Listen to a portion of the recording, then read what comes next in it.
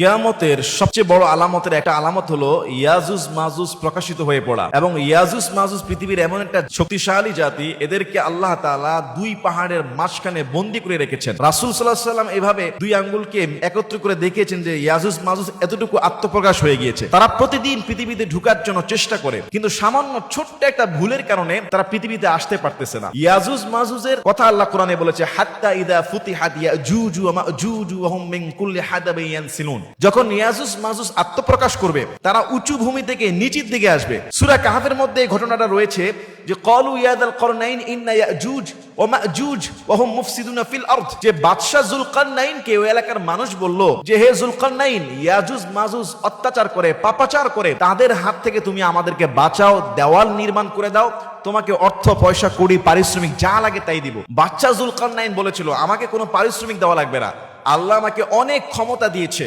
তোমরা শুধু আমাকে লোহার পাত অর্থাৎ তামা, গলিত লোহা এগুলি এনে দাও। দুই পাহাড়ের মাঝখানে বাদশা যুলকারনাইন একেবারে মোটা করে একেবারে জমিন থেকে লোহার একটা দেওয়াল করে দেয়।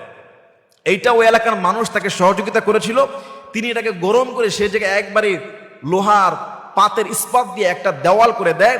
ইয়াজুজ মাজুজ সেই দুই পাহাড়ের মাঝখানের দেওয়ালের ওই পাশে আটকা পড়ে যায়। তারা প্রতিদিন এই দেওয়ালটা ভাঙার চেষ্টা করে এবং প্রতিদিন ভেঙেও ফেলে। এবং যখন বিকালবেলা সূর্য ডুবে যাবে, অর্থাৎ এই দেওয়ালটা ভাঙা শেষ হয়ে যাবে, আর অল্প একটু ভাঙতে পারলে তারা পৃথিবীতে ঢুকতে পারবে, তখনই তারা ক্লান্ত শ্রান্ত হয়ে বলে, এই সামান্য অংশটুকু আগামীকালকে ভেঙে ফেলবো, তারপরে পৃথিবীতে ঢুকবো, আমরা আমাদের উদ্দেশ্য হাসিল করব। এই বলে তারা সূর্য ডুবে যায়, দিনের বেলা ওই কাজটা অসমাপ্ত রেখে তারা চলে যায়। কিন্তু এই কাজটা করতে গিয়ে তারা ছোট্ট যে ভুলটা করে, যে আগামীকালকে বাকি অংশ দেওয়াল ভেঙে ফেলবে, তারা কিন্তু ইনশাআল্লাহ শব্দটা বলে না। ইনশাআল্লাহ শব্দ না বলার কারণে প্রতিদিন তারা গাদা খাটুনি খেটে দেওয়াল ভাঙে, আর বিকালে সামান্য একটু অংশ বাকি থাকে, তারা বলে যে আগামীকালকে বাকিটা ভাঙবো, কিন্তু আর ভাঙতে পারে না। এইভাবে তাদের অবস্থা চলে যাবে কিয়ামত পর্যন্ত। কিয়ামতের আগে 10টি আলামতের একটা হলো এই ইয়াজুজ মাজুজ সেই দেওয়াল ভেঙে ফেলবে, তখন ঈসা আলাইহিস সালাতু ওয়াস সালামের সময়কাল হবে এবং ইয়াজুজ মাজুজ ওই দিন বলে ফেলবে যে আগামীকালকে বাকি অংশ ভেঙে ফেলবো ইনশাআল্লাহ। শুধু ইনশাআল্লাহ শব্দ ব্যবহার করার কারণে পরের দিন তারা যখন দেওয়াল ভেঙে পৃথিবীতে ঢুকে পড়বে, প্রথম দলটা এসেই ফিলিস্তিন, সিরিয়া, শামের যেই নদীর পানি সব খেয়ে ফেলবে। তারা এতটাই হিংস্র দানব, বলা হচ্ছে এরা হলো তুর্কি জাতি। কেউ কেউ বলেছেন নূহ আলাইহিস সালাতু ওয়াস সালামের এক পুত্রের বংশধর এরা তুর্কি জাতি। এরা তুর্কিদের মতো দেখতে হবে, চুল হবে লাল, চোখ হবে ছোট, আপনার নাক হবে খাটো। তো এরা এসে পানি, পুরা যত পানি আছে পৃথিবীর সমস্ত পানিগুলো খেয়ে ফেলবে। ঈসা আলাইহিস সালাতু ওয়াস সালাম ভয় পেয়ে যাবেন, আল্লাহ তাআলার হুকুমে তিনি তার অনুসারীদেরকে নিয়ে পাহাড়ের উপর আশ্রয় নেবেন। ইয়াজুজ মাজুজ পৃথিবীর সব ভেঙে চুরমার করে মানুষকে হত্যা করে একেবারে শেষ করে ফেলবে। এমনকি ঈসা আলাইহিস সালাতু ওয়াস সালামের পুরো পাহাড়টা তারা ঘিরে ফেলবে। সাইয়েদনা ঈসা আলাইহিস সালাতু ওয়াস সালাম এবং তার অনুসারীরা নিরুপায় হয়ে যাবে, এতটাই সংকটে পড়ে যাবে। 100 স্বর্ণ মুদ্রার চেয়েও একটা গরুর মাথা তাদের কাছে অনেক দামি হয়ে যাবে।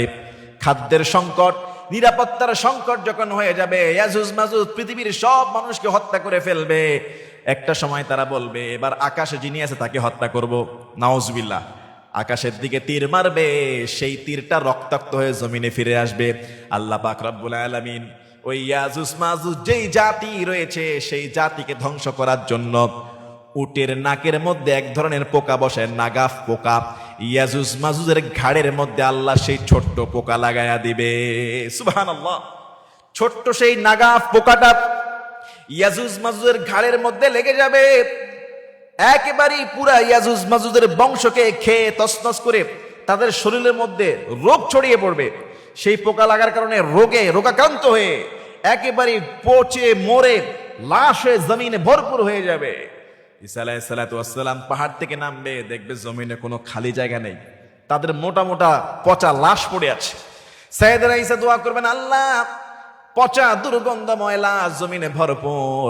রব্বুল আলামিন উটের মাথার মতো লম্বা বিশিষ্ট এক ধরনের পাখি পাঠায় দিবে।